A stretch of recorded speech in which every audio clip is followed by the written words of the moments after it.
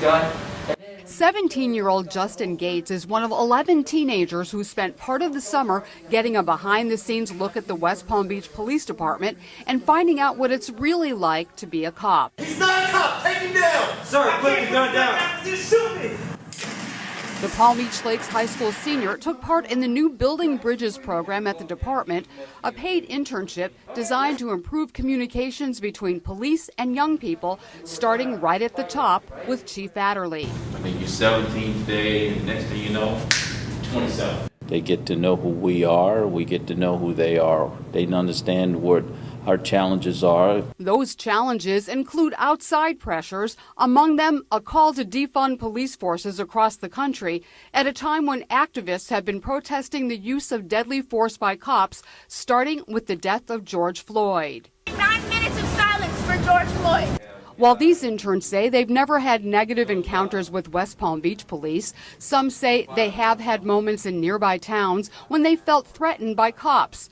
Justin believes that for young African-American men like himself, those fears are justified. I was afraid of driving one day.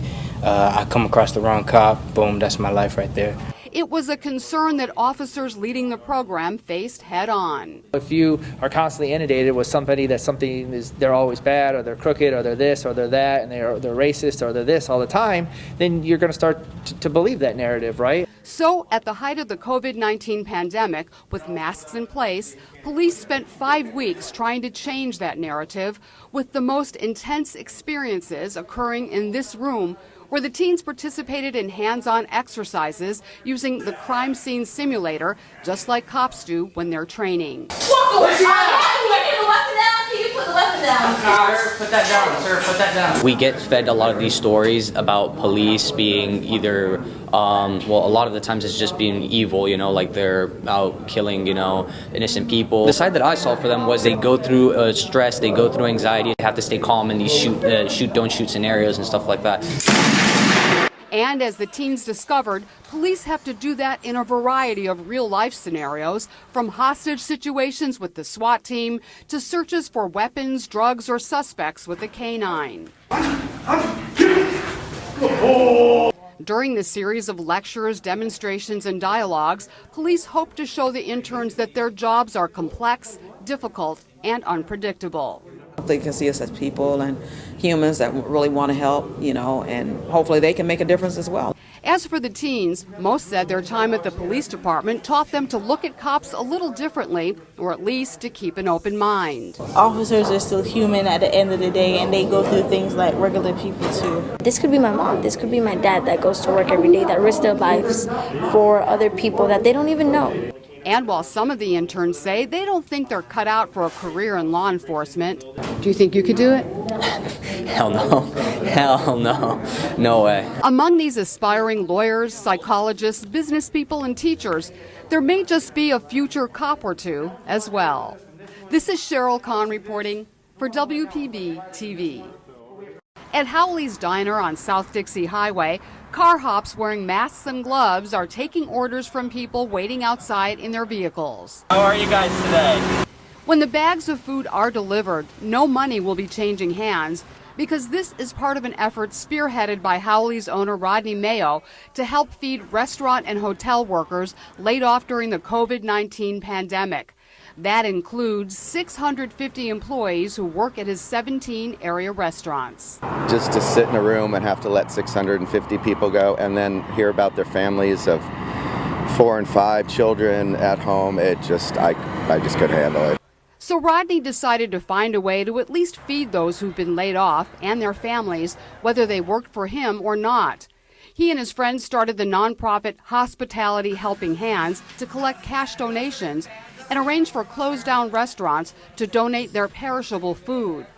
He hired a small kitchen staff to prepare the meals and encouraged laid-off hospitality workers to volunteer to pack them up and deliver them to waiting cars. All right, I'll get you 5 meals out, okay? It should just be a couple minutes, all right? They'd also received a $12,000 grant from the city of West Palm Beach. But with no end in sight to the COVID-19 crisis, Rodney tearfully appealed to the city commission for more. I was bombarded with questions of what do we do? Where do we go? Where do we find money?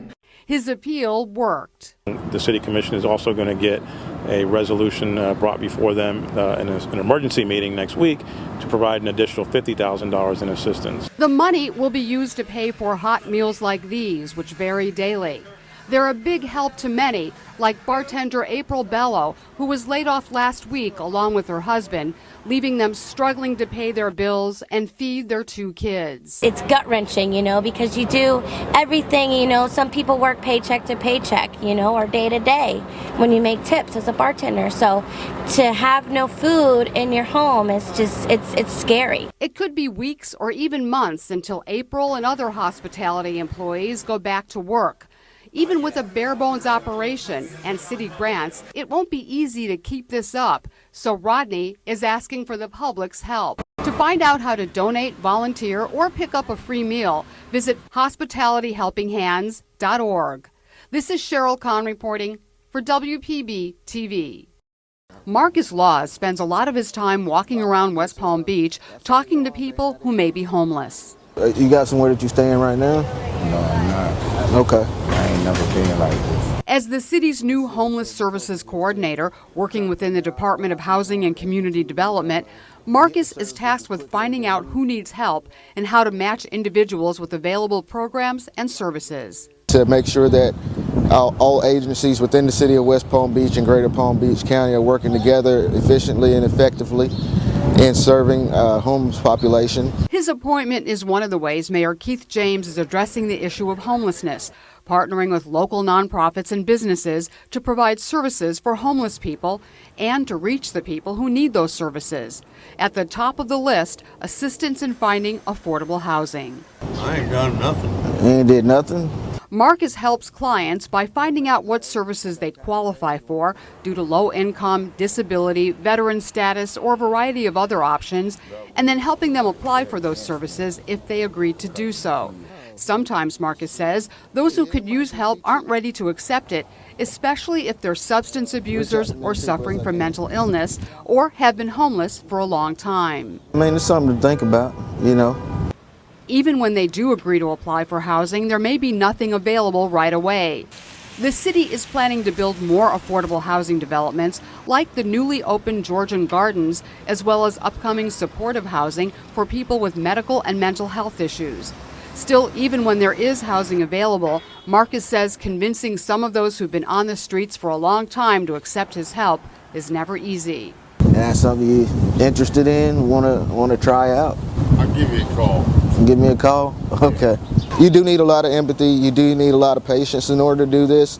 I find more important than either one of those is an imagination, because you have to be able to see beyond what somebody looks like and what they're going through and see a person that needs help and remember that's somebody's child and then be able to show them love. Marcus developed that empathy, patience, and imagination in part because of his own firsthand experiences. When I graduated from college, I was homeless for a period, sleeping in my car. And perhaps because he's never forgotten what that was like, Marcus is especially careful to show respect to those he deals with, no matter what their circumstances may be. He's going to help you get off the street? Yeah, alcoholism, AA, whatnot. Not gonna lie, I done heroin yesterday. Yeah. But I'm gonna get there one day. I know I'm gonna be clean one day. I know. His clients don't have to go it alone, and Marcus doesn't either, because the city is teaming up with nonprofits like Mental Health America, which provides psychological counseling right on the street, and local homeless advocate The Lord's Place, which offers a variety of services. In part because of their efforts, homelessness in West Palm Beach is already down 24%. But it's a complex issue, with some winding up on the streets because of drug or alcohol addictions, others due to abusive relationships, still others because incomes haven't kept up with the high cost of housing in South Florida. Marcus says he knows there is a lot of work to be done, but he and his partners will be right there to do it. This is Sheryl Kahn reporting for WPB TV. These new recruits, most of them hired with the help of a $160,000 grant from the Federal Emergency Management Agency, are taking part in West Palm Beach Fire and Rescue's Fire Ground Survival Program. I lost the hose line. It's designed to get them out of tight spots they may find themselves in while fighting fires when there's no one else around to help. Go ahead with your mayday. Crawling under tangled wires, chopping holes in the walls of smoke-filled burning buildings, squeezing through tight spots impeded by heavy, bulky equipment. It's frustrating and frightening, but it could save their lives. We have drop ceilings in commercial buildings. We have electrical wiring in our homes. We have furnishings. You get tangled up in those things and you potentially run out of air and you'll potentially lose your life in the structure. That's something 37-year-old recruit Coles Colas, a former football player and married father of two, doesn't take lightly. For me, being a bigger guy, it's hard to be in those tight spaces and not have much movement. So at times you're gonna have to bear down and get your mind right and calm your breathing and relax and wiggle yourself in the right position so you can get yourself through. Colas and his 22 fellow recruits are learning how to do that and much more during 3.5 months of intensive training. They learn what we call suppression or firefighting, which includes all of the hose work, ladders, tools, equipment. They also learn all the extrication skills, which would be the jaws of life most people are aware of. As EMTs, or in some cases paramedics, they also learn how to treat and transport patients. They're being taught by seasoned firefighters with at least 10 years' experience who know the ropes. That gives them confidence as they begin their new careers. Being afraid never crossed my mind because I know they're going to give me all the tools that I need when the time comes. The recruits will complete a year of probation at various firehouses around the city. They'll be evaluated daily by supervisors and peers who are looking for certain qualities that make them suited for the job. A genuine desire to do the job and help people.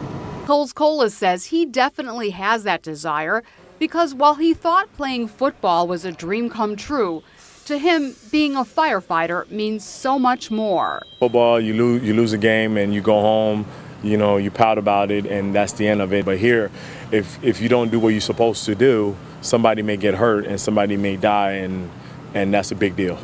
This is Sheryl Kahn reporting for WPB TV. Esther Bondareff knows a lot about the animals at the Palm Beach Zoo. Say hi. Say I'm so pretty.